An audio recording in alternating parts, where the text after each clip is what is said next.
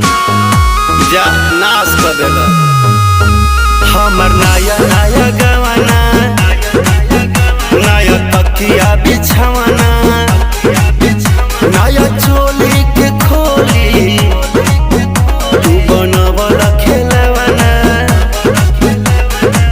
नया नुहर जानी बनी एक चोर राजा तेरा कमर बड़ा तोड़ राजा तानी जाई ना बहरिया उठता बदन पोरे